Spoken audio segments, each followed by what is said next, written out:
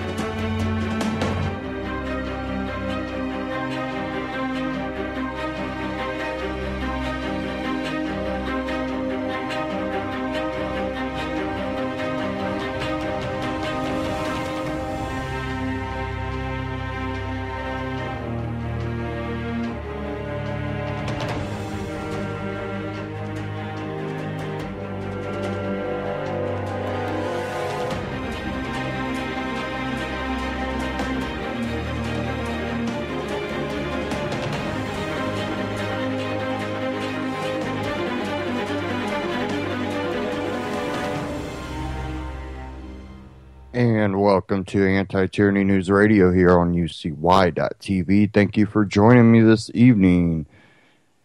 This first part of the show, I kind of want to get into propaganda and eugenics and the people behind it. And I'm going to get into some of the history of the eugenics movement prior to Nazi Germany and how that same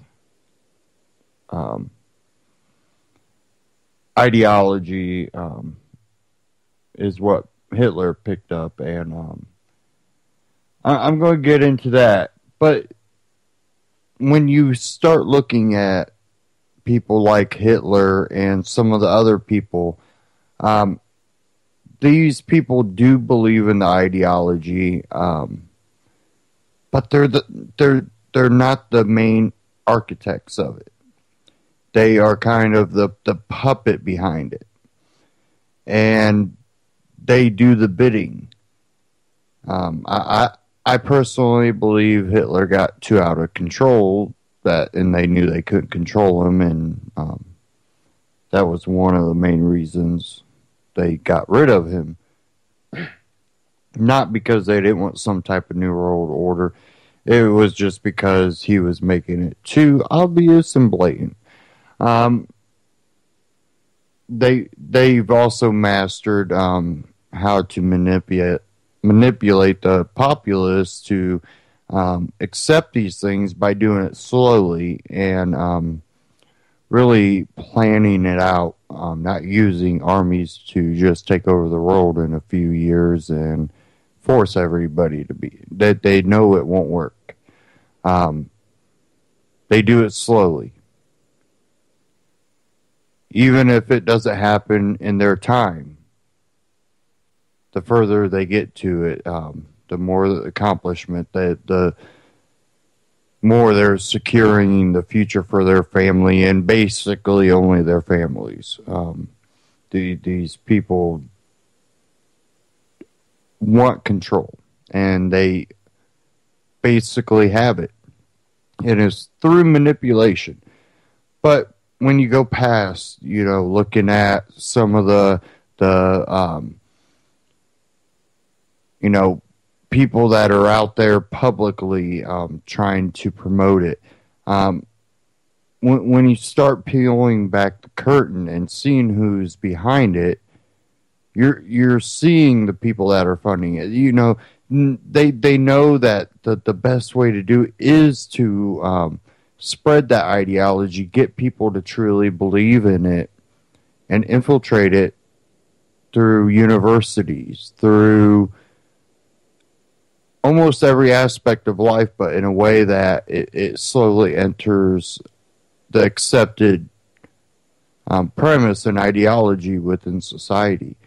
And one of the main people, well, one of the people behind that curtain would be the Rockefellers. And I have a clip here from TruthStream Media. Many of you know Aaron and Melissa they were over at InfoWars for a while, and they started TruthStream Media. They did a small short clip, and it's titled Rockefeller's Double Game in GMO Foods and Depopulation.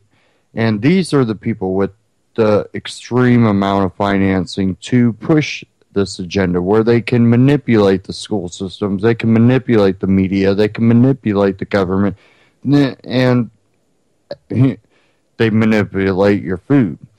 And you have Rockefeller, you have Bill Gates, and these people are from families that have long believed in eugenics. And then when you see where their financing is going, even if they do have some, I don't believe in eugenics like my father did, and I'm going to, support GMOs because they could feed the world, or vaccines because they could save people. Even if that was true through their family history, you have to at least question it. But these people have blatantly come out and talked about it. But I'm going to play this clip here. TruthStream Media, Rockefeller's Double Game in GMO Foods and Depopulation. And after that, I'm going to get into some of the history, too, of eugenics and depopulation here in America and overseas. So let's go ahead and cue this up. Aaron Dykes here for TruthStream Media, and I just wanted to get as much of this as I could on the record. It's a chapter about Frankenfoods, the alchemical vegetable Frankenstein, the seedless seeds of the androgenes food. Now, that's a mouthful to be sure. It comes out of this book, Transhumanism, a grimoire of alchemical agendas by Joseph P. Farrell, Dr. Scott Day DeHart, and a lot of it's based on Seeds of Destruction by William F. Engdahl, a great author. And basically, we'll leave most of the occultic aspects of alchemy for another time, but you could just think of it as a transformation, in this case of society or humanity. And they get into the Rockefellers and their connection to older systems, including Francis Bacon, but on the basic idea that the modern elites, the contemporary elites, are following the idea of, number one, an upper limit or carrying capacity for the number of people who can populate this planet, and they presume that there are too many useless eaters. The population explosion demands that old methods and places give way to new. And this leads them to other conclusions, including number two, that this calls for social engineering measures, including various methods of population reduction and genetic manipulation of the food supply. Number three, this in turn can be affected by the engineering of man himself, by the injection of human genes into plants, or the injection into plant genes into humans. Help me, please. Just because the corn is sentient and in constant pain doesn't mean it's unhealthy or unsafe to eat. Again, to transform humanity and society towards a transhumanism where the actual human being is changed, the DNA is changed, it becomes a different person.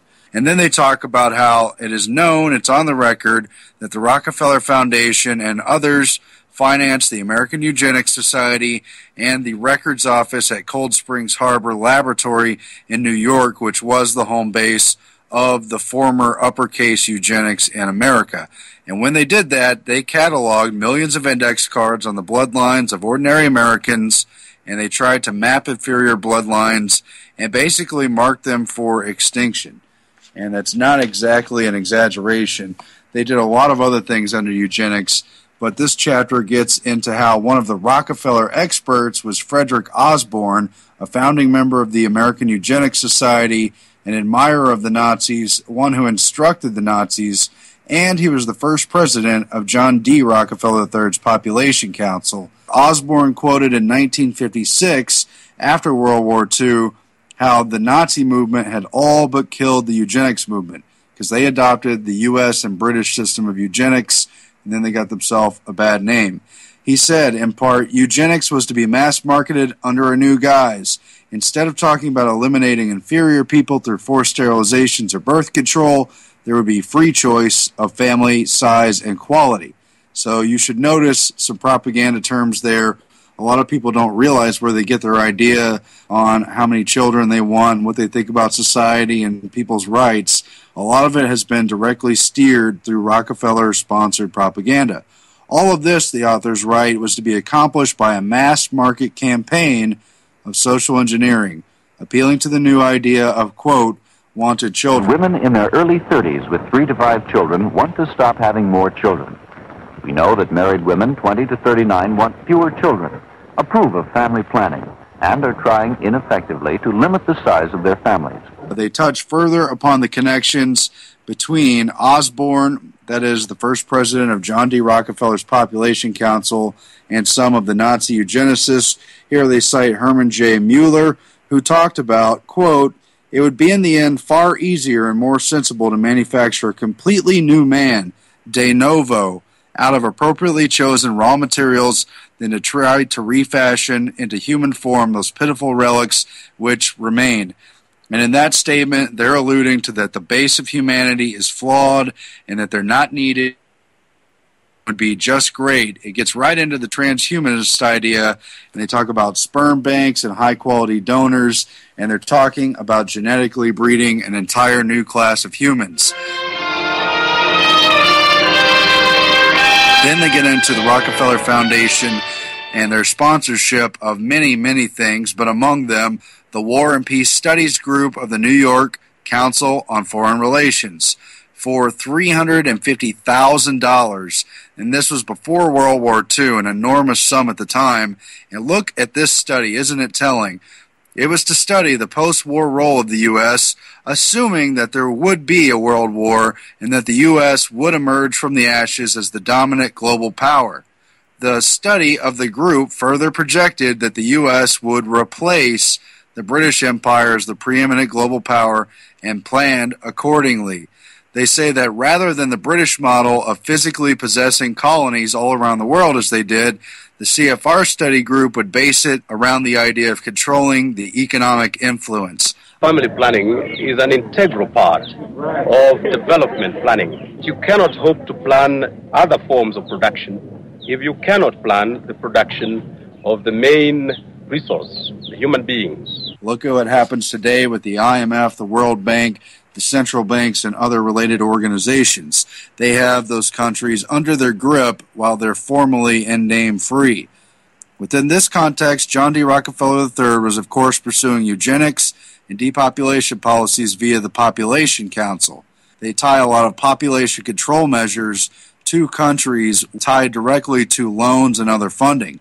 At the same time, his brother Nelson Rockefeller was working on the worldwide food production problem, and this led to what was known as the Green Revolution. Man is planting in narrow rows to increase his food production to meet the growing demand for food. Modern technology is bringing life-giving food in ever-increasing quantities. And they wanted to dominate agriculture technology and thereby global food production. Why? Well, it feeds into the alchemy. Of course, it's profitable, it leads to control, and it's also a depopulation weapon. To this end, Rockefeller interests promised a green revolution and focused in sensitive areas of India, one of the most populous nations anywhere, and other places in Asia, also Mexico and other places in Latin America. And they had enormous reach in those places. Not only did they seek to increase food production, but moving it towards a homogenized, mass-scale agribusiness drove peasants from the land as they were no longer needed, and instead they were driven into the slums of cities, which would become increasingly populous, and they would become cheap labor for huge multinational corporations. All these different plans feed off of each other, and they're incredible in their reach. John D. Rockefeller III also was involved in the Agriculture Development Council, which basically got universities in the U.S. to select Asian and other foreigners, train them as scientists, and then send them back to carry out the agribusiness proposals. We have the research, the industrial know-how, the technology, the capability, and we must sow these things like seeds for all mankind. And if you look through the Rockefeller Foundation documents, as Melissa and I have, you'll find a lot of people brought to universities, for instance, Texas A&M, which focuses on agriculture, and they trained them. They paid for these scientists to come over, and then they carry out genetically modified crop planting and the like. The overall Rockefeller goal, well, they say in part, quote, science would eventually come to control the fundamental processes of biology. They literally want to control the entire cycle of life, from birth to death, everything in between. They want to control hormones, they want to control glands, they want to control genes. They have no limit to what they attempt to accomplish, and all their funding towards genetic research and more has been part of this goal. It was part of their ultimate means of social control and social engineering, eugenics. The same way that you provide a farmer with greater knowledge about the seed, about fertility of the soil, about climate, about rotation of crops, it's the same way that you must provide that information, that education, to the person. To this end, the Rockefeller Foundation invested hundreds of millions of dollars in the 1980s, both indirectly and directly, to sponsor genetic research into food crops, which basically put the entire world at the hands of a neo-feudalism system. Instead of the feudal serf system where you reported to a lord, now you report to a big agribusiness company, maybe Cargill, maybe Archer Daniels Midland, maybe ConAgra. A giant continent, a giant plantation. To get into specifically how the U.S. took over Iraq after it invaded in 2003, and it took over what was 10,000 years plus of wheat and crop research. They wiped it all out, took out their big seed bank, and replaced it with genetically modified, patented Terminator seeds, and basically forced them to grow it. They did a similar thing into Argentina. That's a long case that they get into a lot of details over. But the bottom line is they say that the Americans caught Argentina in a debt trap not unlike that which the British had used to take control of the Suez Canal from Egypt. New York bankers, led by David Rockefeller, had learned the lessons of British debt imperialism. Not only had they learned the lessons, but they learned them well, and they used them. But never could these ancient methods support life in our great cities today. Modern machinery is the only answer. These men rely on the newest equipment to get their grain and straw from field to market. And so we find that this totals more than just the sum of its parts, as many things do, thus the idea of the alchemy, a larger transformation through the chemistry between these things interacting. There's a transhumanist agenda that supersedes just being biotechnology and genetically modified plants. It supersedes just being population control or just eugenics. It turns over total control, and these things interplay between one another. The agribusiness multinationals have used World Trade Organization agreements and other global agreements to get their intellectual property rights accepted on a worldwide basis. They specifically talk about the TRIPS, or trade-related aspects of intellectual property rights agreement, and how it opened the door, specifically enforced intellectual property rights among member countries for inventions connected to plants, specifically there in Article 27.3b. And this is just one agreement as an example because it spans many.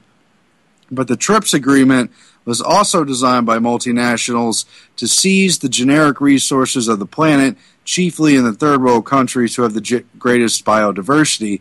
And again, they talk about India, they've talked about places in Asia, they've talked about Argentina, Mexico, and other places in Latin America, all of which have been heavily infiltrated by genetically modified foods and the population control agenda. How do they work together? Well, William F. Engdahl has done enough research to know that it's all part of a master plan, and Rockefeller is involved in quite a bit of it. He highlights the very thing that came to my mind, which is the 1974 Henry Kissinger National Security Memorandum 200, which used food as a weapon to control populations in the developing world. A different kind of power is the power of hunger. Enough food for today will never again guarantee enough for tomorrow. There can be no turning back the human tide. Those 6 billion people predicted by the year 2000. If developing nations don't restrict their populations, or if they don't implement family planning programs, they can be denied food aid. But this happened at the same time, well, not only that Nelson Rockefeller was vice president, but at the same time they were beginning to introduce gene technologies and beginning to develop a technology to allow private multinationals to own the patents on seed varieties. So the companies can deny seeds to those who won't pay for it.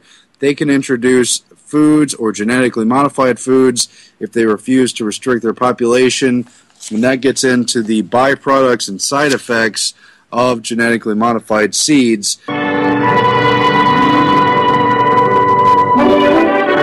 And so, in North America and many lands around the earth, people and machines become soldiers in the battle for the future. But this is part of a bigger killing us softly. And of course, they've even created genetically modified foods with sperm antibodies, infertility agents grown into the plants. Would you ever know if you were eating them? Only if they told you. This stuff is so far-reaching. It's part of a larger transhumanist agenda. It's a takeover of the natural life. Why? Because those in charge of it want to be able to control life. They want to be able to make a patent price off of it, and they want to be able to unauthorize people to reproduce or to eat, or both, as they see fit. Signing off for TrueStreamMedia.com. Okay. And that, again, was titled Rockefeller's Double Game in GMO Foods and Depopulation. And that's on YouTube, TrueStream Media. Well, here's something. This one out of History News Network. The horrifying American roots of Nazi eugenics. Hitler and his henchmen victimized the entire continent and exterminated millions in his quest for a so-called master race. But the concept of white, blonde-haired, blue-eyed, master Nordic race didn't originate with Hitler. The idea was created in the United States and cultivated in California decades before Hitler came to power. California eugenicists played an important, although little-known, role in American eugenics movement campaign for ethnic cleansing. Eugenics was a racist pseudoscience determined to wipe away all human beings deemed unfit, preserving only those who conformed to a Nordic stereotype. Elements of the philosophy were enshrined as national policy by forced sterilization and segregation laws, as well as marriage restrictions enacted in 27 states. In 1909, California became the third state to adopt such laws. Ultimately, eugenics practitioners coercively sterilized some 60,000 Americans, barred the marriage of thousands, forcibly segregated thousands in colonies, and persecuted untold numbers in ways we are just learning. Before World War II, nearly half of coerced sterilizations were done in California, and even after the war, the state accounted for a third of all such surgeries. California was considered an epicenter of the American eugenics movement, during the 20th century first decades. California eugenicists included potent but little-known race scientists such as Army venereal disease specialist Dr. Paul Popenoe, citrus magnate and Polytechnic benefactor Paul Gosney, Sacramento banker Charles M. Goethe, as well as members of the California State Board of Charities and Corrections and the University of California Board of Regents. Eugenics would have been so much bizarre parlor talk had it not been for extensive financing by corporate philanthropies. Excuse me. Specifically, the Carnegie Institution, the Rockefeller Foundation, and the Harriman Railroad fortune. They were all in league with some of America's most respected scientists hailing from such prestigious universities as Stanford, Yale, Harvard, and Princeton. These academics espoused race theory and race science, and then faked and twisted data to serve eugenics' racist aims. Stanford President David Starr Jordan originated the notion of race and blood in his 1902 racial epistle, Blood of a Nation, in which the university scholar declared that human qualities and conditions such as talent and poverty were passed through the blood. In 1904, the Carnegie Institution established a laboratory complex at Cold Springs Harbor on Long Island that stockpiled millions of index cards on ordinary Americans as researchers carefully plotted the removal of families, bloodlines, and whole peoples. From Cold Springs Harbor, eugenics advocates agitated in the legislators of America as well as the nation's social service agencies and associations. The Harriman Railroad fortune paid local charities such as New York Bureau of Industries and Immigration to seek out Jewish, Italian, and other immigrants in New York and other crowded cities and subject them to deportation, trumped up confinement, or forced sterilization. The Rockefeller Foundation helped found the German eugenics program and even funded the program that Joseph Mengele worked in before he went to Auschwitz. Much of the spiritual guidance and political agitation for the American eugenics movement came from California's quasi-autonomous eugenics society, such as the Pasadena-based Human Betterment Foundation and California branch of the American Eugenics Society, which coordinated much of their activity with the Eugenics Research Society in Long Island. These organizations, which function as part of a closely knit network, publish racist eugenics newsletters and pseudoscience journals such as Eugenical News and Eugenics and Propagandize for the Nazis.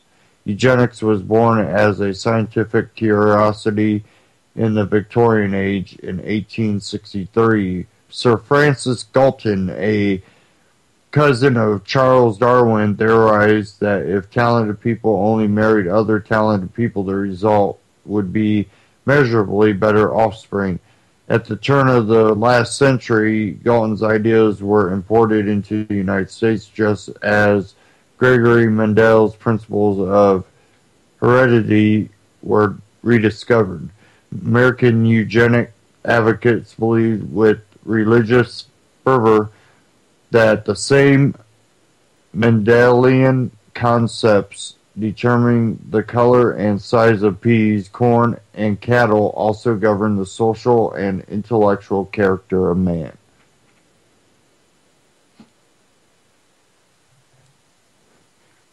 So you can really, just from that, really see where their mindset is. And I think this also really exposes kind of what I've been saying. It really should be evident by now that a lot of times these universities are falsely teaching subjects.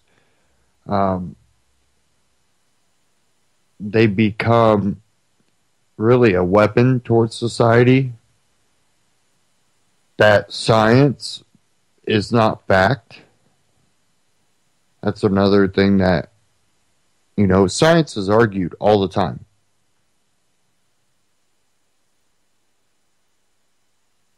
You have scientists arguing about things all the time. Science is not 100%. It can't be taken as fact all the time. And things that science is so-called proven to be right, turn around and prove it to be wrong. And they never really do come to a consensus on it. There's always skeptics of it. That's why, even with the global warming, the climate change stuff, well, scientists have concluded, that group of scientists conclude, why another group is saying, no, it's not man-made.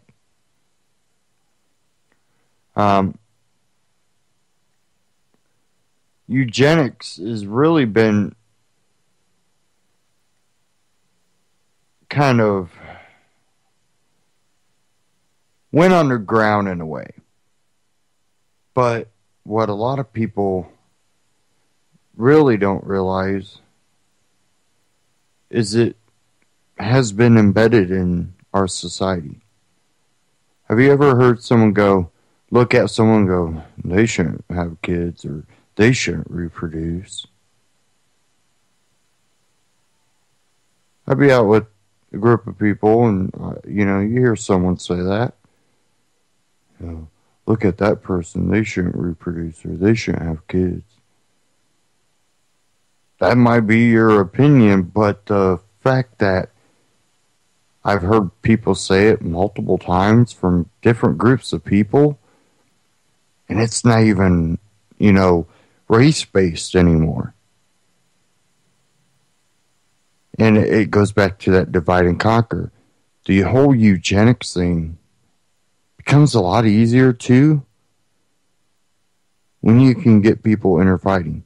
You get two groups of people completely disagree with the lifestyle of the other one, and both sides are going, man, they shouldn't even be able to have kids. Well, guess what? Both sides might get their wish. And that's the eugenics program. And then, on top of it, and I really don't want to go too far down this path, because in the end, I believe it's up to the person, and that's where I leave it. But when you look at the whole birth control, abortion thing, okay, if you want that right, whatever. I'm not going to control someone's life. But the way that it's presented, the financing, the research, everything that goes behind it, goes back to the eugenics program. So no matter, what choices you make in your life, these group of people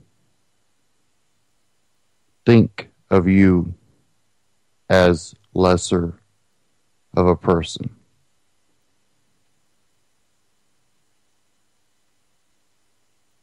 These people do not care about your life.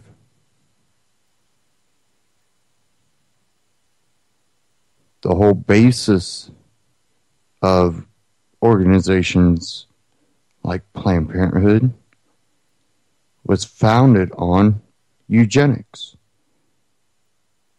That black people, minority people, poverty people, people that they consider not as smart as them, shouldn't be allowed to reproduce.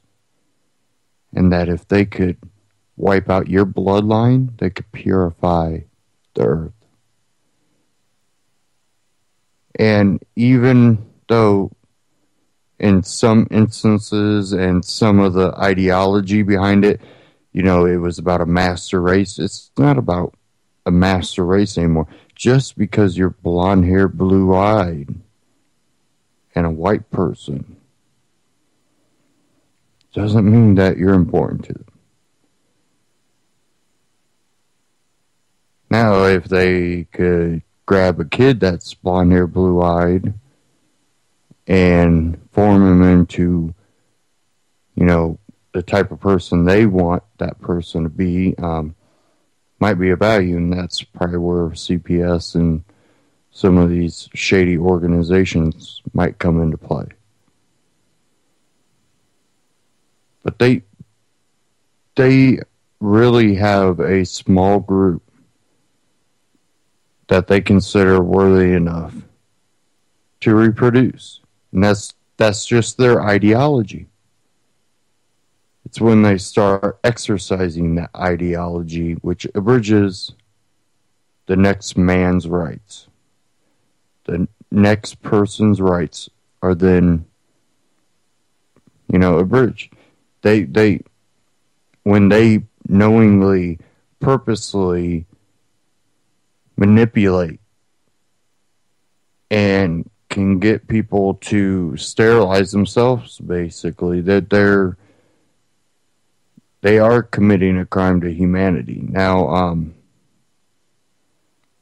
are they committing a crime against the person? I think lying to get it, yeah, but in the end, you also make your own decisions. When you see the vaccine programs and they're being funded by groups of people that believe in eugenics, their families grew up pushing eugenics, and they're involved in things that their families talked about using for eugenics. Maybe you should start questioning. And also, the brainwashing. Sometimes maybe question why you believe something. Is it because that's what media has told you to believe?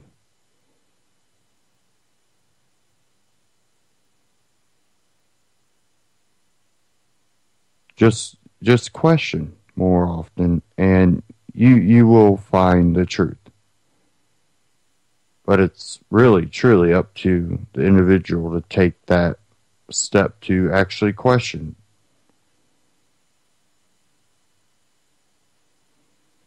Okay, let's see here.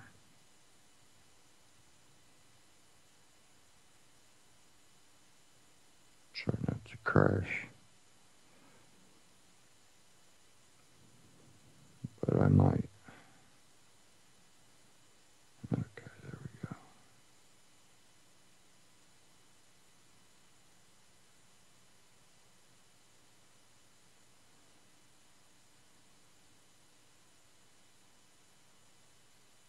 Give me a second here.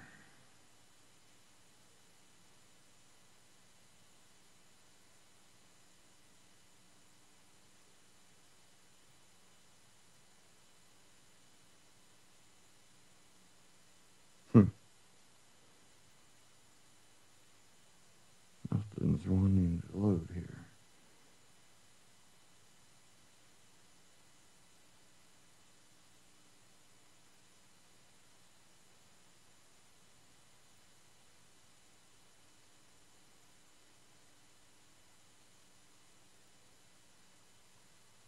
There it goes.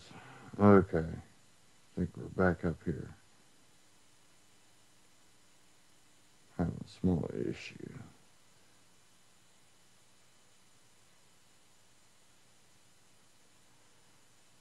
It's probably going to have another issue here. Sorry about this, guys.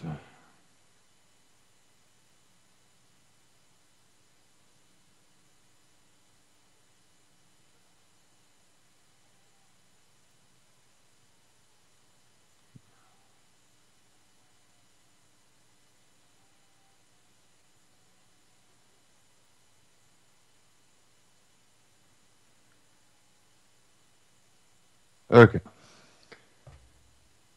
Had a little issue there, but we got it fixed here. Now, you can go to, websites like historynewsnetwork.org. There's plenty of documentation out there.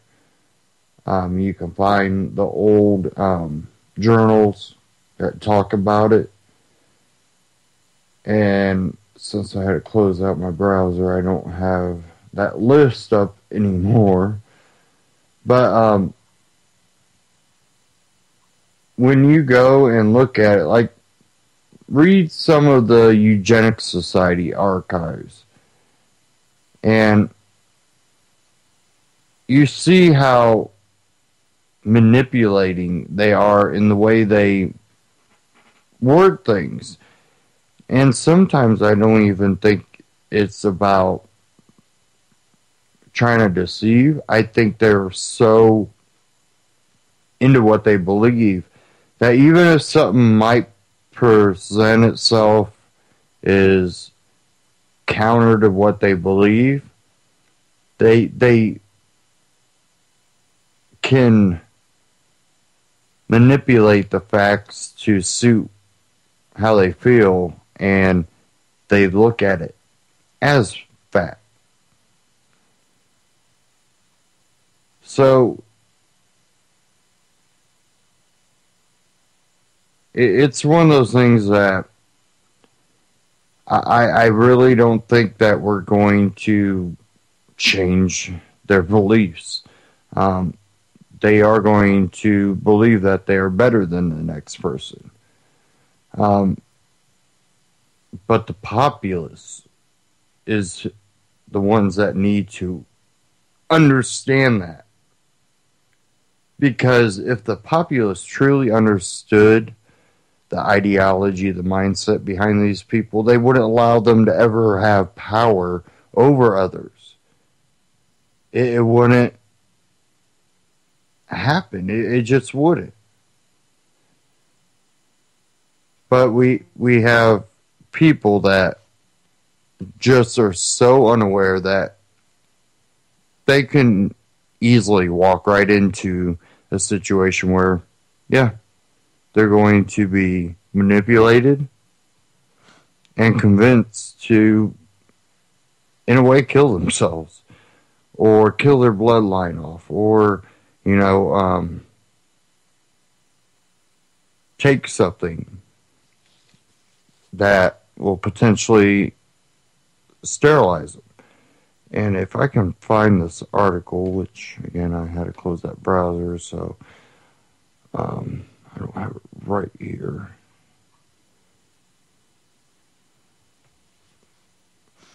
I actually had two articles I really want to cover on this.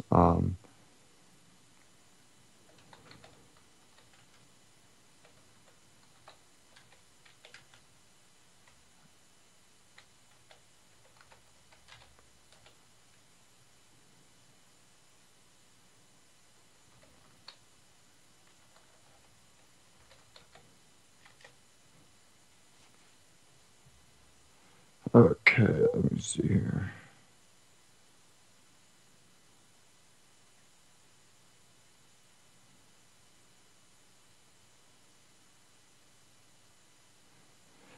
Okay, here it is. This from naturalnews.com.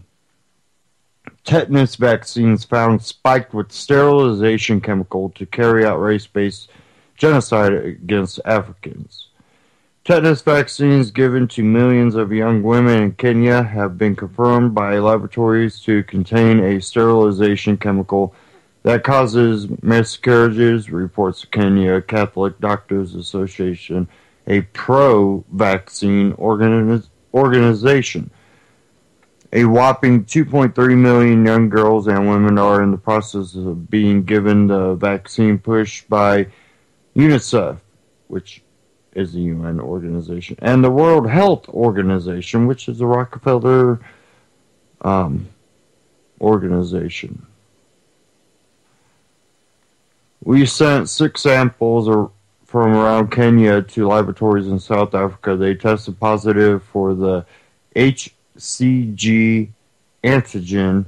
Dr. Muhammad Nagra of the Mercy Medical Center in Nairobi told LifeSite News. They are all laced with HCG. It says here, chemical causes a woman's body to destroy its own fetus with vaccine-induced antibodies. HCG is a chemical developed by the World Health Organization for sterilization purposes. When injected into the body of a young woman, it causes a pregnancy to be destroyed by the body's own antibody response to the HCG, resulting in a spontaneous abortion. Its effectiveness lasts for years, causing abortions in women up to 3 years after the injections. Dr. Nagar explained this World Health Organization campaign is not about eradicating neonatal tetanus, but a well-coordinated, forceful population control mass sterilization exercise using a proven fertility-regulating vaccine. The Kenyan government, of course, insists the vaccine is perfectly safe. Dr. Tabu of Kenya's health ministry even told the media that because some young women are still having babies, the vaccine therefore must not contain any sterilization agent. However, this claim belies the fact that HCG doesn't work 100% of the time. It only sterilizes the majority of those injected with it, not all of them. More importantly, the Kenyan Catholic Church is a pro-vaccine organization. What reason do the Catholic doctors have for lying? Asked Dr. Nagar. As reported in the LifeSite News article linked above, the Catholic Church has been here in Kenya providing health care and vaccinating for 100 years or longer than longer than Kenya has existed as a country. In other words, the very group exposing the sterilization agenda of the tetanus vaccines is, in fact, a pro-vaccination group. Yet even they have now come to realize the horrifying truth. Vaccines are the perfect vector for governments to deviously insert covert chemical or viral agents which are never revealed to the public. The smoking gun, a 5-shot course over 2 years. What really raised red flags about the so-called tetanus vaccine was a highly unusual inoculation schedule. The vaccine demanded 5 shots over 2 years, a schedule that isn't used for tetanus. The only time tetanus vaccine has been given in 5 doses is when it is used as a carrier in fertility-regulating vaccines laced with the pregnancy hormone, human chronic gonadotropin, HCG, developed by the World Health Organization in 1992, explained Nagar. Furthermore, the vaccine was only be given to women of childbearing years, not men or women beyond the age of fertility. As Dr. Nagar explains, the same vaccine sterilization campaign was used in 1993 in Mexico and both Nicaragua and the Philippines in 1994. World Health Organization attempted to bring it to Kenya in the 1990s.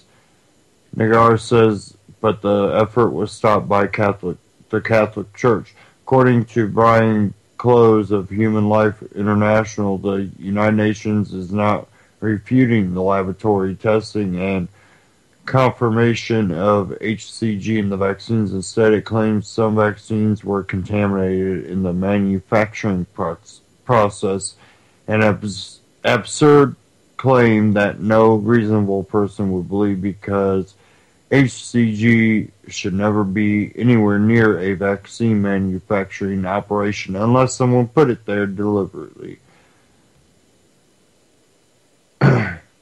LifeSite News reports that it has attained a UN report on an August 1992 meeting at its world headquarters in Geneva of 10 scientists from Australia, Europe, India, and the USA, and 10 women's health advocates from around the world to discuss the use of fertility regulating vaccines.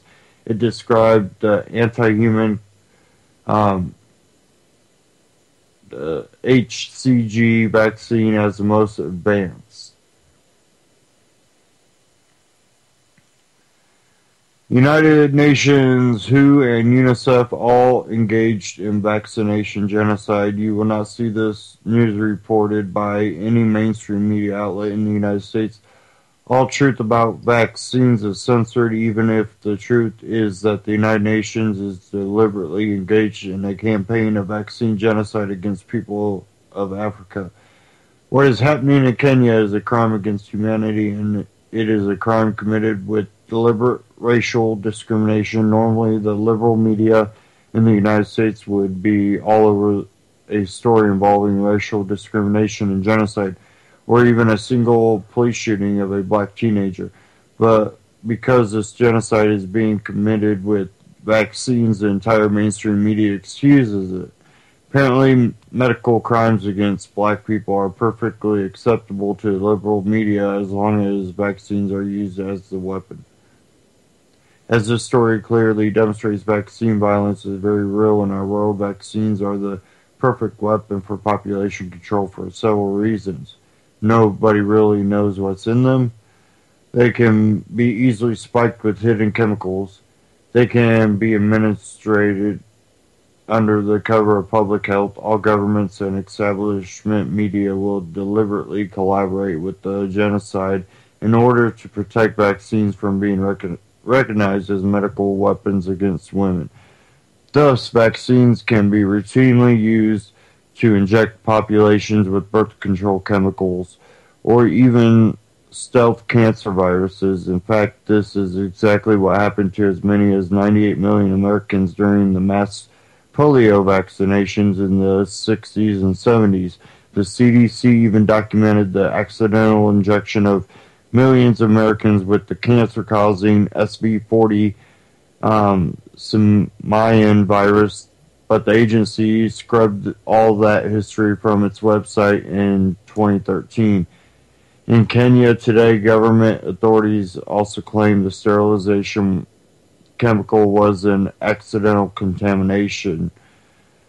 That's an excuse that can always be used as a cover story in weaponized vaccine schemes, where government deliberately taint vaccines with known chemicals that end life, promote cancer, or cause spontaneous abortions. So you can check out the rest of this article. It's actually pretty long, with plenty of links to sources. And further on down in the article, in the little section titled "Vaccines Are the Perfect Weapon Against Women and Children," this is something that I brought up and many people have brought up. And it says here, the truth is that vaccines are easily deployed as weapons against humanity. Under the false cover story, they are saving humanity. What better way to propose or pursue deliberate chemically induced population control then to convince people they are being injected for their own good. This is precisely what Bill Gates famously said. Quote, "The world today has 6.8 billion people. That's headed up to 9 billion. Now, if we do a really great job on new vaccines, healthcare, reproductive health services, we could lower that by perhaps 10 or 15%. So try to figure that one out. When he tries to put it in a way that's really manipulative, but if you take it, with vaccines, healthcare, reproductive health services, which most people would associate with helping to improve, as in, I will be healthier, the vaccines will stop disease, and reproductive health services will allow me to get pregnant. Or for me to get, the wife pregnant. But in this way, it says, he said, we could lower that by perhaps 10 or 15%, talking about the population. So what he's really saying is, if we do a really great job on new vaccines, healthcare, reproductive services, we could prevent more people from reproducing. That's what he's saying. Said here, why would Bill Gates be talking about vaccines reducing human population, and vaccines didn't secretly contain sterilization agents? Remember, Gates is the same person who has funded all sorts of sterilization technologies, including one that blasts men's scrotums with highly intensity sound waves to make them infertile.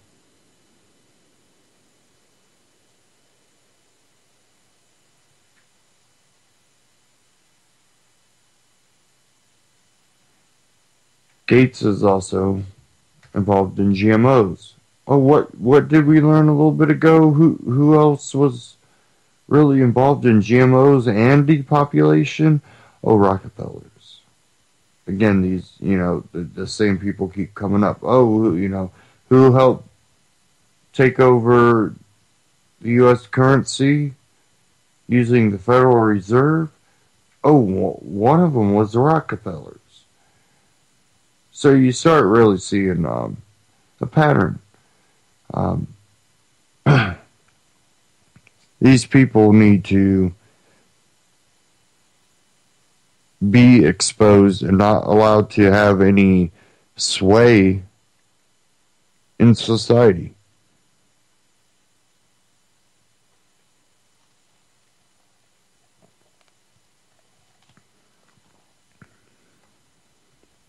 It's really up to the populace again. Unless the populace wakes up to it, their money will be powerful. But it's when the populace, definitely worldwide, wake up to it. They have no power, don't matter how much money they have. No one cares. No one wants it. No one's going to deal with them. No one's going to do their dirty deeds for them.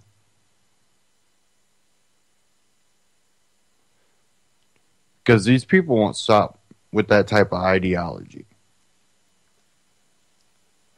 They'll keep working their way until they're basically the only ones left fighting each other. Keep enough of them around to keep them from interbreeding too much. But, they got science for that now. And they're using science that's kind of halfway proven, halfway unproven, about manipulating genes and DNA so they can make perfect babies.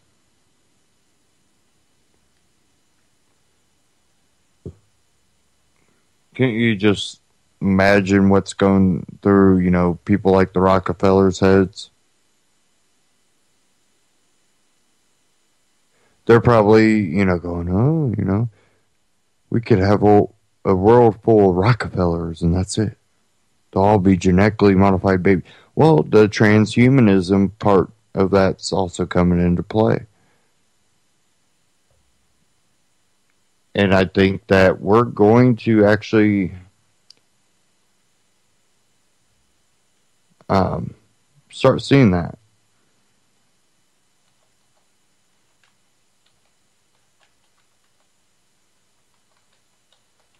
I'm trying to find this article.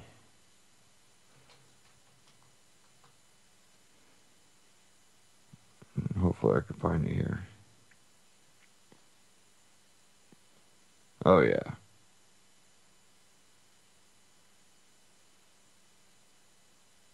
And there's multiple ones over this. I have one here out of the Independent, out of the UK. I have one here out of RT. Let me pull this one up here out of the RT. And this one's titled Sex and Reproduction to Separate 100% by 2050, says pill inventor. Yeah, you heard that right.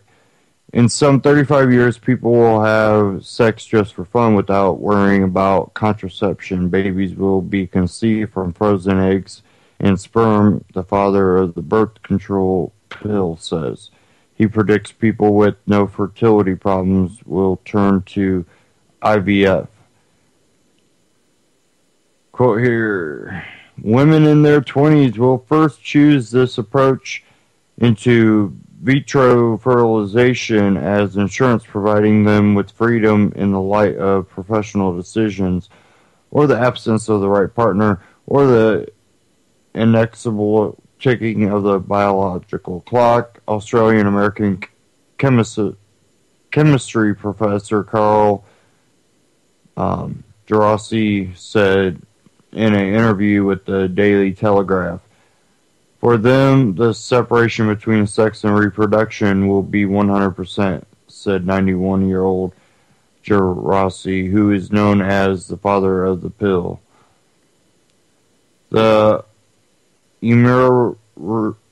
emeritus professor of chemistry at Stanford University played a crucial role in the development of birth control medication in 1951, a century after its mention. The contraceptive, which tricks the body into thinking it's pregnant to avoid actual conception, will no longer be necessary, the professor claims. When asked about a male contraceptive pill, the researcher said it was unlikely, as trials would need decades to prove the method has no unwanted effects on sperm quality. The pill will become outdated as men and women will instead opt to freeze their reproduction cells at a young age before being sterilized. Advances in fertility treatment will make it safer for healthy parents with no fertility problems to consider IVF. I predict that many of these women will in fact decide to be fertilized by IVF methods because of the advances in genetic screening. And once that happens, then IVF will start to become a normal, non-coital method of having children, Gerasi told the Daily Telegraph, adding, the new attitude will end abortions and reduce cases of non-planned pregnancy. Children born through IVF may be healthier as they will be conceived with younger eggs and sperm, and when they themselves become parents, they will be safer in the knowledge of having babies can be delayed without repercussions. Now, again, back to science not being 100%. Well, they've gone back a lot of times on saying that older eggs and sperm can't produce a healthy child, and they've they'll come out and say, oh yeah, No, it won't. Oh, yeah, it will. Oh, no, it won't. And, I've seen plenty of older people have children that are just fine. I went to school with a lot of kids that their parents were, them themselves were the same age as me, but their parents were 20 years older than mine. They were normal kids. It wasn't, you know, some crazy problem with them or nothing. They were smart, normal children.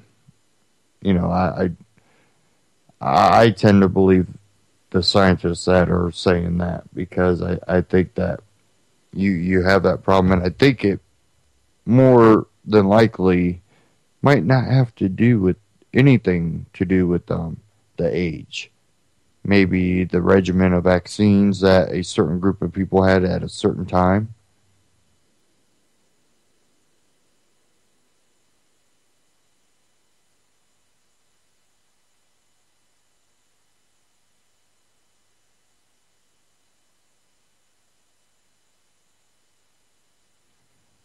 But when you look at this, it just screams Orwellian. So what happens when they go, well, you know what? We don't think you're successful enough to raise children. Now you're sterilized and they have control over your eggs. How do you know you're getting your eggs? Maybe they're pitting Rockefeller eggs in place of yours. And then some Gates sperm. Then you become more of just a host. Babysitter, nanny. You can see how this can just, shit rolls downhill type deal. It definitely seems like it's headed that way, doesn't it?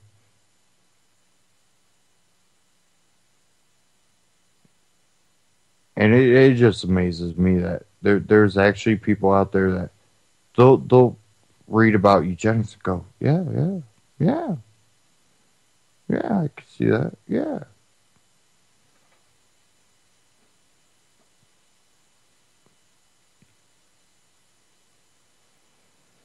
So, I just see the same old eugenics program still going on. They never did go away. They just became more conniving and slick with how they introduced it.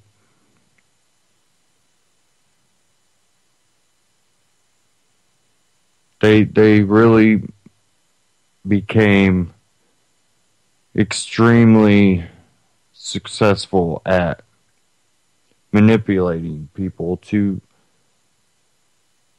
just volunteer for it. Before they were, they would actually go to even as far as, forcing it. And really, they try to still force it because you have a lot of places going, hey, your kids have to be vaccinated before they can go to school, which is complete and utter lie.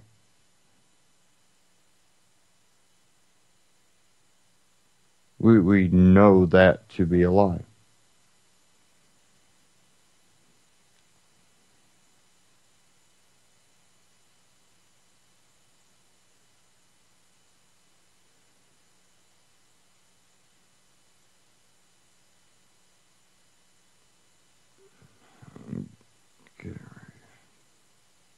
Play this here.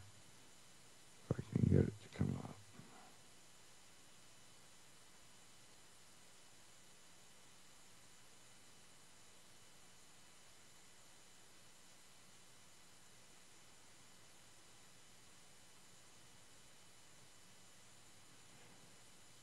Maybe I'll get lucky. not have my browser crash again here. I played you guys some, I'm going to kind of switch topics, switch subjects since it's already after 7 here. But I already played quite a bit of speeches from Liberty PAC 2014. I have another one here I'm going to play. This is Julie Borowski at LPAC 2014. And I thought it was a pretty good speech. Now, Hi, everyone. I am a libertarian, and I do not vote. But I do support people that are trying to reverse what government is and try to get back towards a freer society. But that doesn't mean that if they go, well, I want it free all the way up to this point, that I'm going to agree. No. I very outspoken about my ideology, that my belief in freedom. And I believe there's a purpose for trying to reverse it from within, and that's to do it in a peaceful manner. And that's what I support, is trying to become a freer society through peaceful means. And that's why I do support very, very small groups of what some people will call minimalist. I think that they're just some of them are actually truly libertarian, but they are playing the minimalist role to try to reverse what government's doing right now, and it's basically taking the last of your freedoms that you have. So, on to this clip. So first, thank you to Campaign for Liberty for inviting me to speak. This is actually my 3rd LPAC, and I'm glad to be here. I'm Julie Borowski. I make YouTube videos about liberty, and as you can see, some of my videos are completely ridiculous, but I think there's a method to the madness. At least I think so. So I was asked how to make liberty fun, how to reach other people by making liberty fun. I think liberty is fun. I think it's a simple concept. It pretty much appeals to everyone. Okay. If you think about the ideas of liberty as a product, we're lucky in that our product is actually awesome. It's just basically, people should be able to do as they dang well please.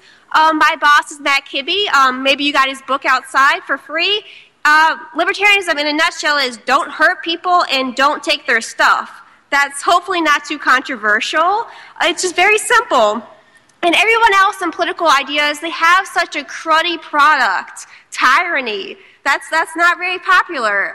The government controlling your lives and telling you what to do and how to live. That's a cruddy product. That's really lame. But they're great at selling that product. I believe we have a great product, but sometimes we're not so good at selling it, and that's something that we can work on, and I'm working on it myself too. It takes more than just great ideas. We often ask ourselves, why isn't everyone a libertarian? It just makes so much sense. Why don't they get it? I think one of the reasons is because not enough people have been exposed to libertarian ideas. Public schools are definitely not teaching about libertarianism. I never heard the word through my K through 12 education. The left owns TV popular songs. They own YouTube channels. The left understands the power of YouTube. Earlier this year, President Obama invited a bunch of popular YouTubers to the White House to speak about Obamacare. He took a break from his golfing to actually meet with popular YouTubers. Hannah Hart, Tyler Oakley, Vsauce, Epic Rap Battles of History. If you don't know who those people are, they have millions and millions of subscribers, and they went home and they made videos about Obamacare to show their youth. Many of these actually they're not political. Many of these YouTube channels, they're not exactly political. They're funny, they're lighthearted, but they sneak those political ideas in there, and I've seen it firsthand. A lot of people just are not exposed to libertarianism. Think about it. The average person doesn't really research every single political philosophy and gives it a fair shake and says, well, this is what I am. Most people, they're exposed to things maybe through their upbringing or things they see, and that's how they develop their political views.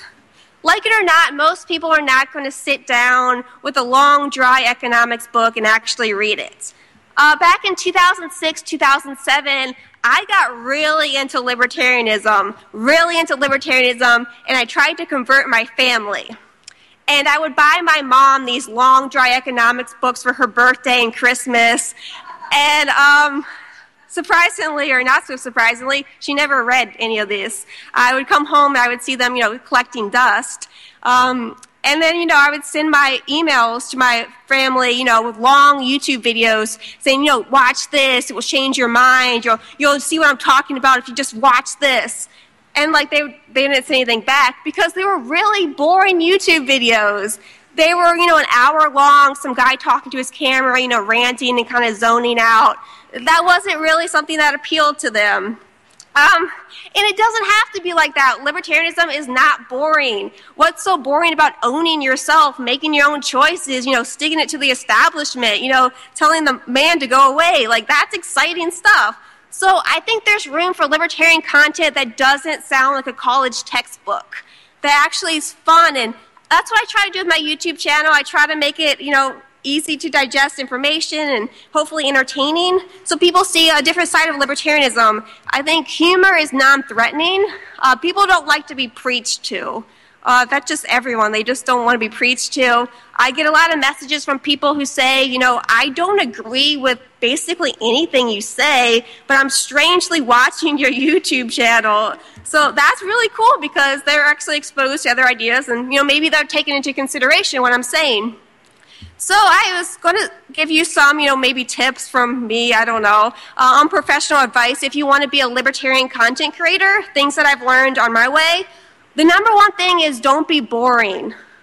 Especially if you have a YouTube channel, you have about 5 seconds to get the audience actually interested in what you're saying. You have to be quick. People on YouTube, they have ADD.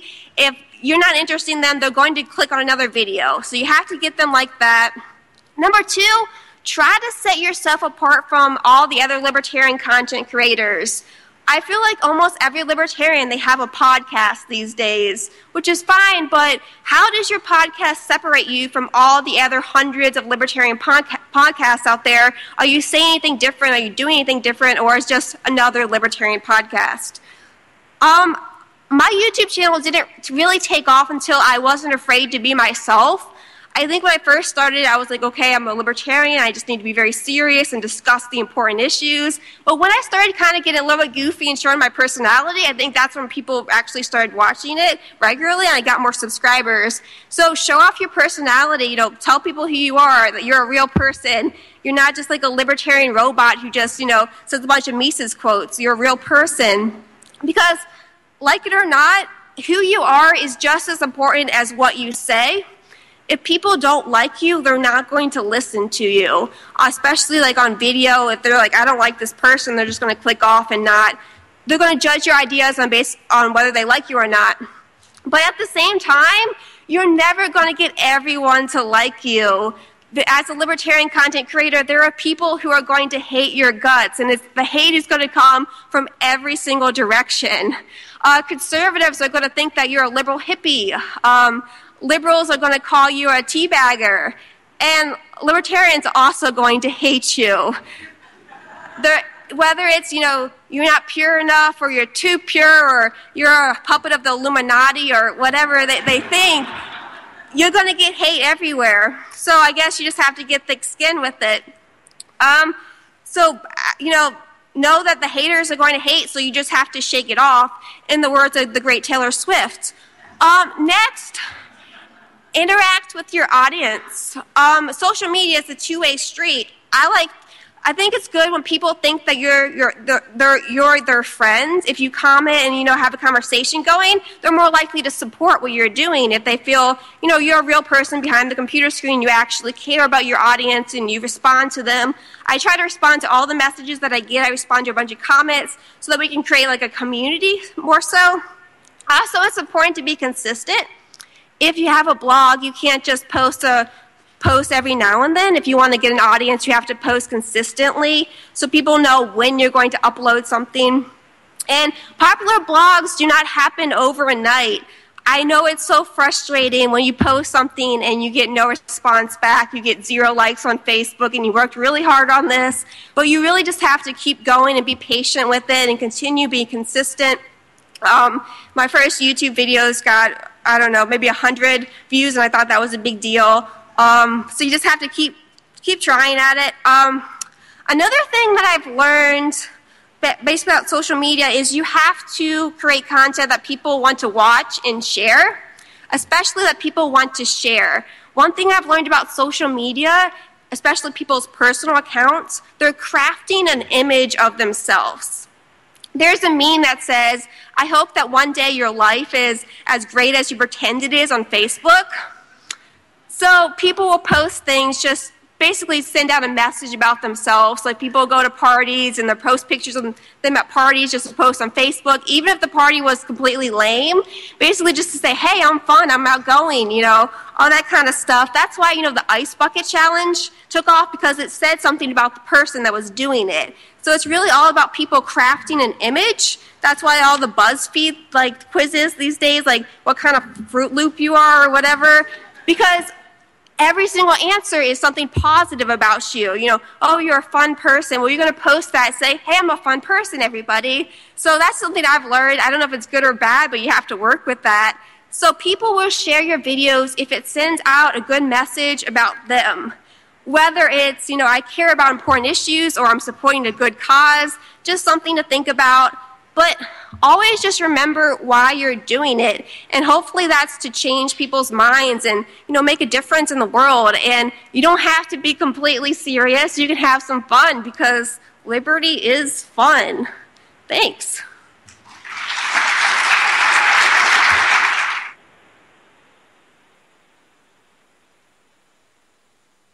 And that was Julie Borowski from... Well, she's a YouTuber, and she's also worked with Freedom Works, and hopefully some good tips for you out there when you're trying to share liberty. And, it's definitely not easy out there. You have a lot of people that, instead of listening to, the words, they're more judging the people. You have people out there that... no matter how many facts you give them, their way they were brought up, their belief system won't allow them to accept any of the facts, because it goes against the reality that they've known. So it's one of those things. You're not going to be able to reach everyone. You're not going to be able to wake up everyone. But there are people out there that they believe in the concept of freedom. They don't have a true understanding or a really root basis of what freedom is. They don't have those roots, but they were brought up to love freedom. And when you start talking about what freedom is, what this concept is, it starts getting to a point where it does become fun for them to keep learning. And, I share information with people that I work with. And, when you start really digging into it, when you start going down that rabbit hole, you really can't stop, because the more you know, the more you understand you don't know, and you want to learn, and you you want to learn the truth. And to do that, you also have to be someone that's going to look at both sides. And like the libertarian, people that call themselves libertarians.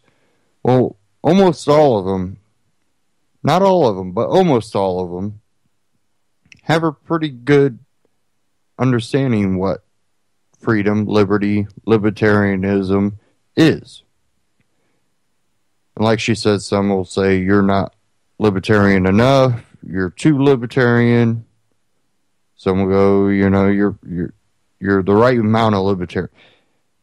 The concept of libertarian, to have a true understanding what libertarianism is, doesn't mean that you can just, have that type of society tomorrow. Some people might exercise civil disobedience. Oh, that's too libertarian. Then some might try to influence the political system to the point that maybe we could reverse what government's doing. Oh, that's not enough libertarian. So, you're always going to have people that they're just not going to agree with you because you're not the right shade of libertarian, for them. But to understand that really, if someone truly understands what libertarianism is, but they don't practice it the way you would like, doesn't mean that they're not libertarian. Everybody's going to make the choice of the path that they choose to try to exercise their ideology. Not all conservatives live their lives the same. Not all liberals live their lives the same. And as long as you're fighting people that have the same roots in the ideology based on how they're living their lives and practicing their ideology, you're feeding into the divide and conquer. So it's one of those things, and you can not like a message, but most of the time it's something that needs to be heard. And the things that need to be heard are usually the things that are least heard.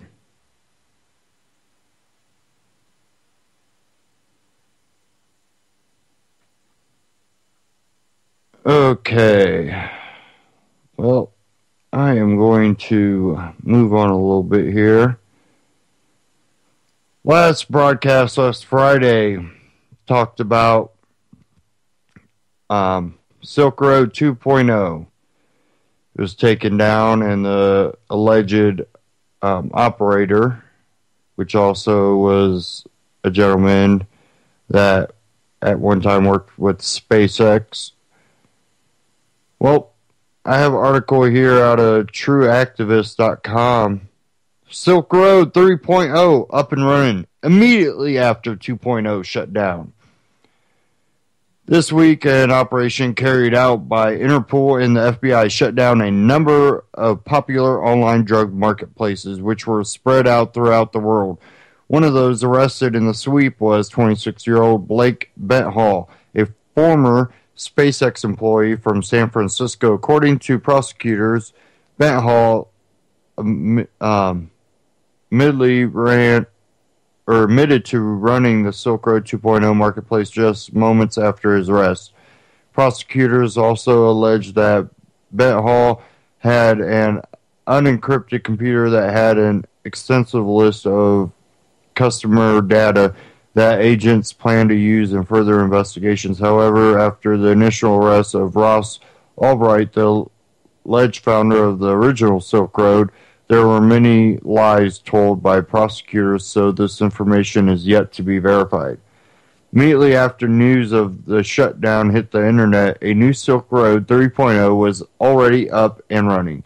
A message was posted to the front of the new Silk Road website that was signed by Dread Pirate Roberts, the alias that was used by operators of both former Silk Road sites. The message reads, "Welcome to Silk Road Reloaded. We are an anonymous, professional, and peaceful marketplace selling all sorts of goods and services. There is no judgment, censorship, or repercussion here. We are truly free. This constant reinvention of the Silk Road brand and the myriad of spin-off marketplaces is reminiscent of the battle that took place between online file sharing websites and the global record and film industry. Whenever the government took down a file sharing site, 10 more would spring up in its place, making it very difficult for authorities to keep up with the overgrowing connectivity that the internet provides." And that out of trueactivist.com. And you know, it's pretty amazing that we have, you know, these websites just popping up the way they do. And then what do you have now when it comes to the Obama administration? They're trying to push net neutrality, which is BS. We already know this to be BS. So it's pretty evident that they definitely want to control the only thing that's really free right now, which is the internet. It's one of those things.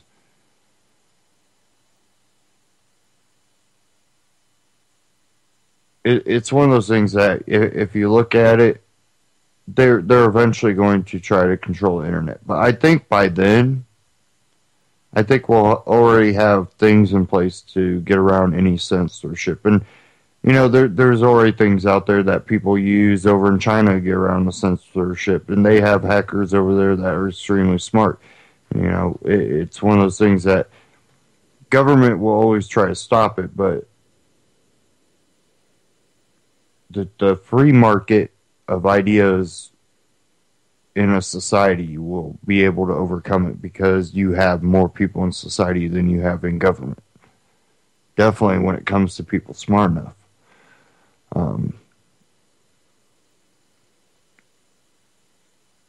You know, they will deceive you and try to tell you net neutrality is to preserve your ability to have, you know, fast enough internet. And, you know, it's complete bullshit. You know, you want to understand how these people work? Well, just look at the Obamacare architect. He admits to deceiving Americans to pass a law.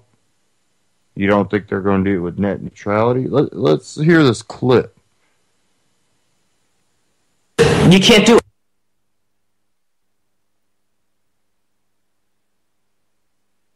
Politically, you just literally cannot do it. Okay, transparent financing. Unless I have transparent financing, also transparent spending. I mean, this bill was written in a tortured way to make sure CBO did not score the mandate as taxes. If CBO scored the mandate as taxes, the bill dies. Okay, so it's written to do that. In terms of risk-rated subsidies, if you had a law which said healthy people are going to pay in, it made explicit that healthy people pay in and sick people get money, it would not have passed. Okay, just like the lack of transparency is a huge political advantage. And basically, you know, call it the stupidity of the American voter or whatever. But basically, that was really, really critical to getting the thing to pass. And, you know, it's the second best argument. Look, I wish Mark was right. We could make it all transparent. But I'd rather have this law than not. So it's kind of like his reporter story. You know, yeah, there's things I wish I could change, but I'd rather have this law than not. And that was Jonathan Gruber, one of the architects of Obamacare. He admitted it in multiple speeches or talks or interviews. And then they are now trying to come out and say, well, we meant it to cover, you know, everyone, whether it be state ran or the federal website. And if you didn't catch all that, it comes down to the subsidies. They wrote the law that if you live in a state that the state set up the exchange, you would receive subsidies. But if your state didn't set up exchange and you had to go through the federal website, you wouldn't get your subsidies. Why would it be like? Well, they were trying to force it onto the states when the states didn't want it. They didn't want to take any responsibility for any failure of Obamacare. If they would have been able to get all the states to set up their own exchanges, anything that went wrong with Obamacare after that, they could have blamed on the states. They would just pick the state that hasn't had a problem. But they're doing fine. It's your state's problem. It's not Obamacare. They would have played that around. Well, guess what? There was a lot of states that didn't buy into it. They were like, we don't want it. You deal with it. It's your mess. They weren't going to take responsibility for the government screw up.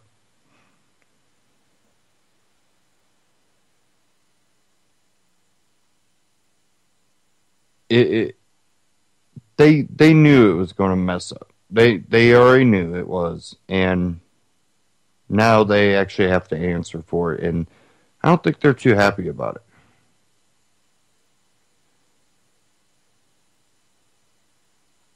I got something here from Hackers News Bulletin that just came across my news feed. I haven't checked out this website before, but it kind of caught my eye. And I'm going to read it here. It says, after FBI says we have dismantled anonymous...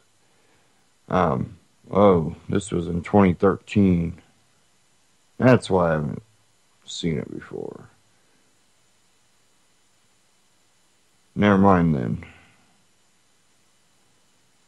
Okay, this was something I did want to cover, though. That's pretty new. This coming from themindunleashed.org. 10 ways to stop being a slave and bring down the pyramids of control. And it originated from Activist Post, so you can also find it there. There are very real conspiracies in the world, and those conspiracies are always conducted by people in the know, against those who are ignorant and naive of backroom machinations. Past slavery was largely based on force, thus as much more obvious, but modern-day slavery is actually more widespread because global slave masters use all the scientific tools at their disposal to win hearts and control minds, convincing us that our hands and feet are free, so we must be living self-directed lives.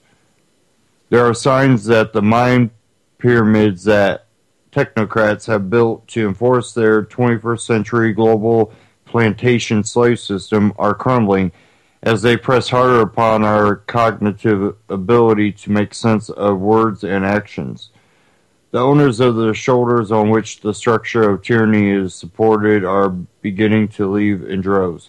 The pyramids are falling as slaves begin to recognize their unconscious effort and consciously encourage others to find a different line of work.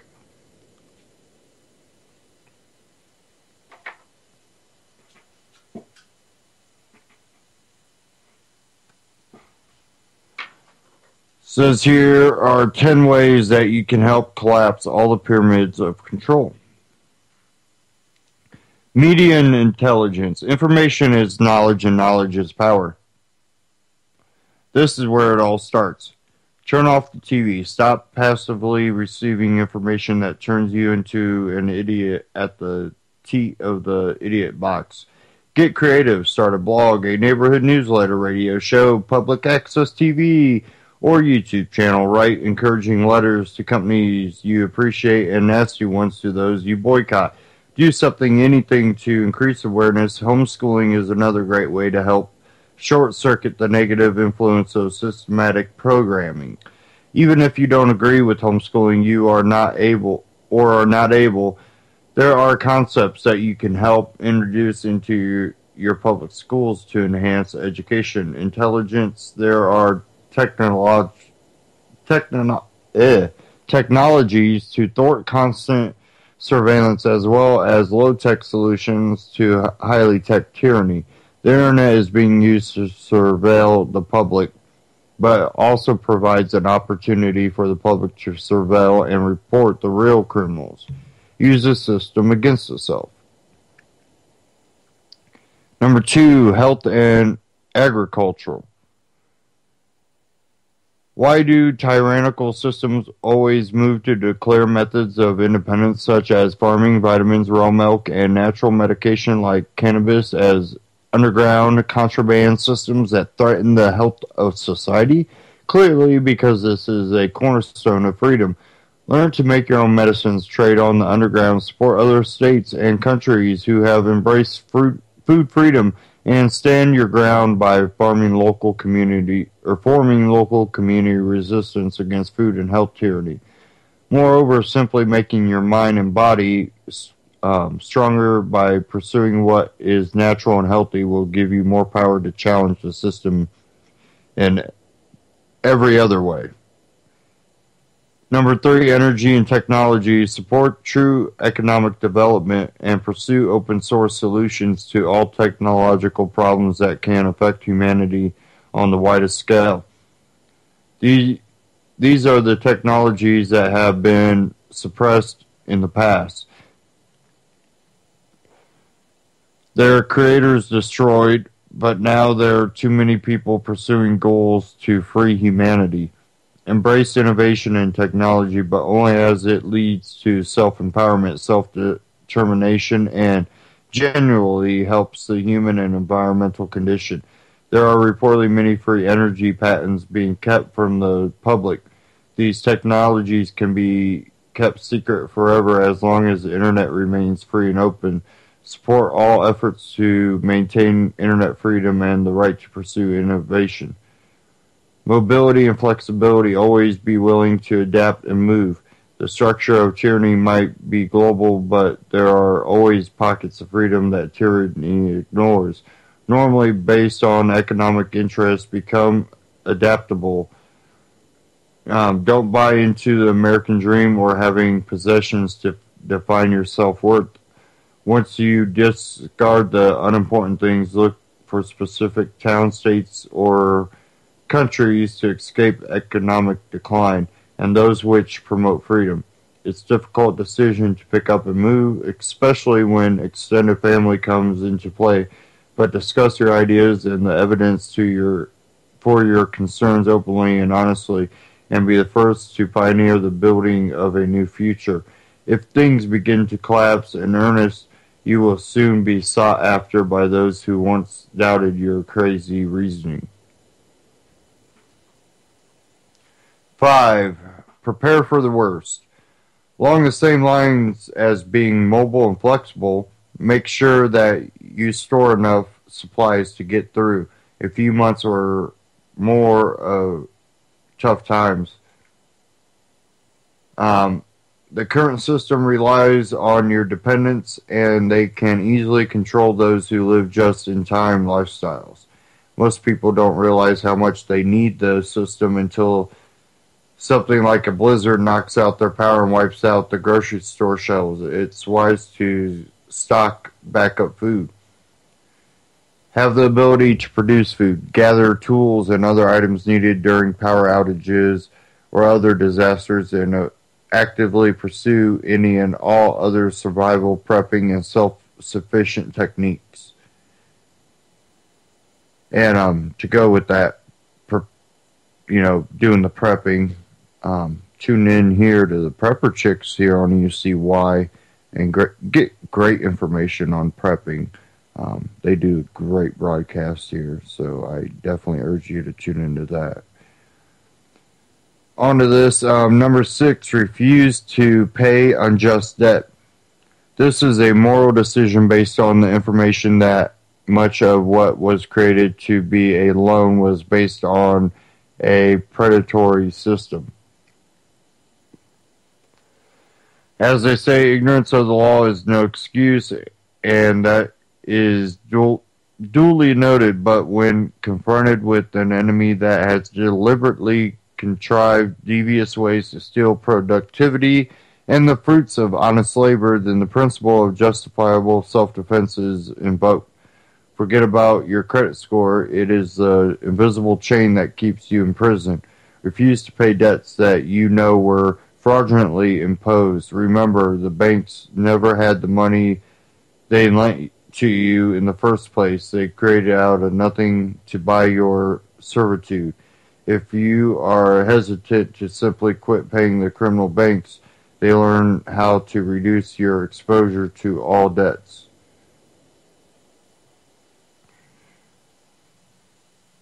Seven, create new banking systems. We have seen economic collapse taking down countries like dominoes across the third world,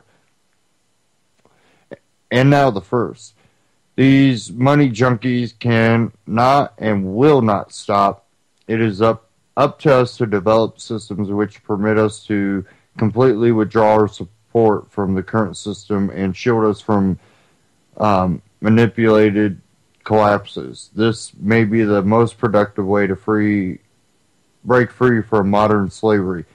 Whether it's switching to local credit unions, storing precious metals instead of cash, engaging in barter systems, or utilizing alternative currencies, or supporting full-blown monetary reform. Number 8, learn a skill. Learn as many skills outside of your day job as possible. This can be as simple as giving more attention to your hobbies like fishing, hunting, gardening, painting, blogging, tinkering on cars, building things, sewing, cooking, etc. Whatever useful skill you are most passionate about, learn more about it. Become an expert at it, and acquire the necessary tools to start a side business with it. By doing this, you will reduce the dependence on your job and find more fulfillment in life. Remember, skills are the only form of wealth that can't be taken from you. Additionally, form clubs and partnerships with your neighbors and share your skills and tools to form a stronger community that will be resistant to whatever the system of control throw your way.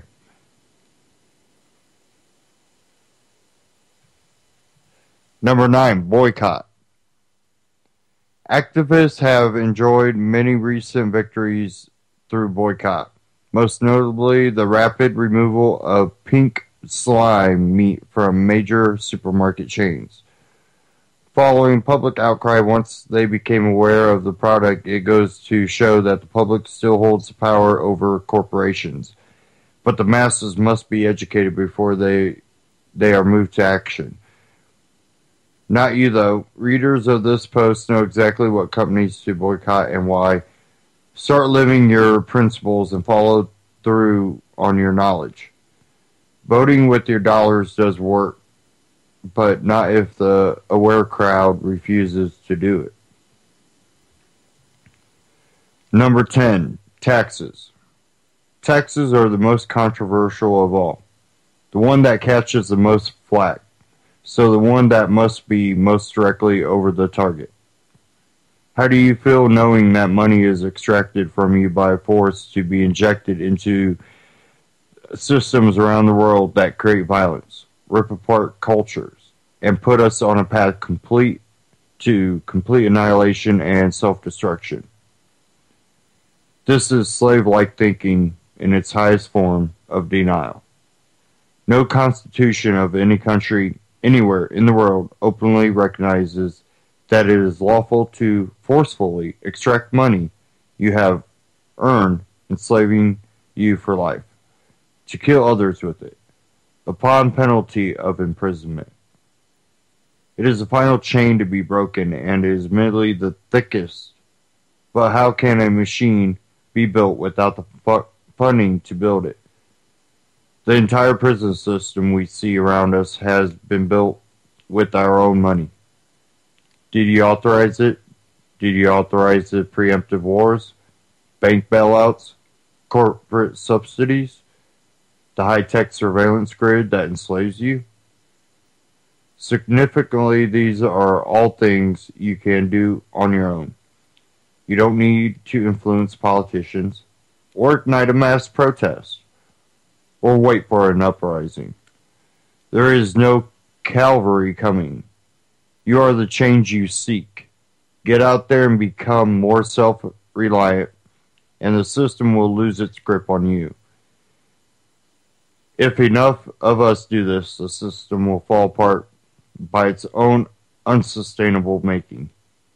Refuse to be a slave today and unchain others by sharing this article and implementing the tips on this list. Did we miss anything? Please offer your own guidelines for freedom.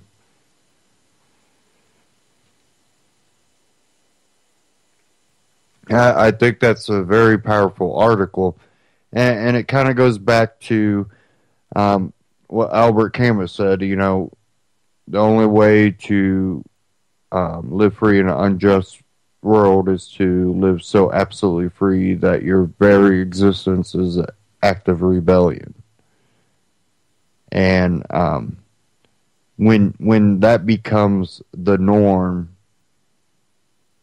that's when you're going to see a shift towards freedom.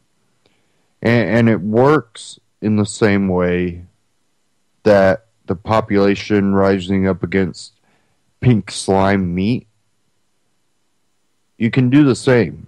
And it doesn't have to be, I'm pro-liberal, I'm pro-conservative. No, I'm pro-freedom. I'm pro-choice to live my life as I choose. And see, you know, we have the Republicans in office now. Whip-de-doo. Because they still have ideology that they're willing to force upon others.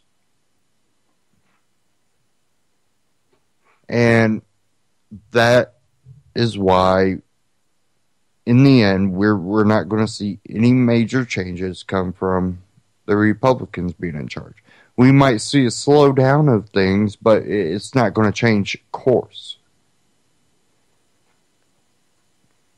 I would have a little bit more hope if we had more libertarian candidates. McConnell is still in office. And I think a lot of that has to do with Rand supporting McConnell over the Tea Party candidate. And he's a Tea Partyist, one of the top Tea Partyists other than, maybe Ted Cruz. But he's not a libertarian. He's a libertarian Republican. And a lot of people say he's playing a game, and that's why he supported McConnell. But you kind of abandon your principles to play the game, and then people don't trust you.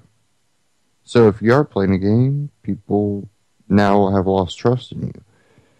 And now McConnell said that he would support Rand for president in 2016. But with all these, you scratch my back, I'll scratch yours, do we think that there's actually going to be any change?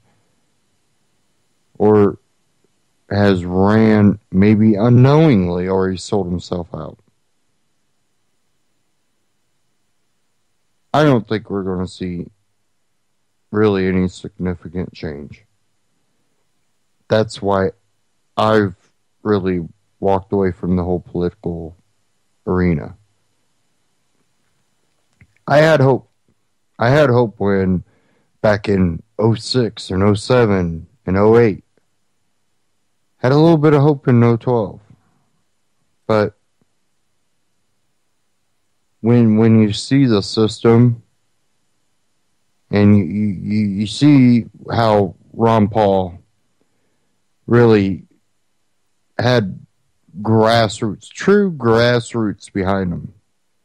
06, 07, and 08. Try and get him elected in 08. And the grassroots fundraising and the records it was shattering. And the turnout for Ron Paul. And you didn't see it really go too far. They definitely try to make him look like a nut job, and all the supporters look like nut jobs. And then when the campaigning got better for 2012 to a certain point where they were learning how to get the delegates or learning to play the system, you also seen that in the process they alienated a lot of the supporters and a lot of the public figures out there that were supporters. And I don't think it was Ron Paul. I think it was the people that were running his campaign. But even after all of that, you watch the RNC completely manipulate their own convention to ensure that Ron Paul would not win. Kept delegates on a bus driving around the complex for hours. You had other delegates that were removed from their seats that were Ron Paul supporters. Then you seen a rule change vote that wasn't even a vote. The teleprompter, before the crowd could answer, already had the answer up. The answer they wanted.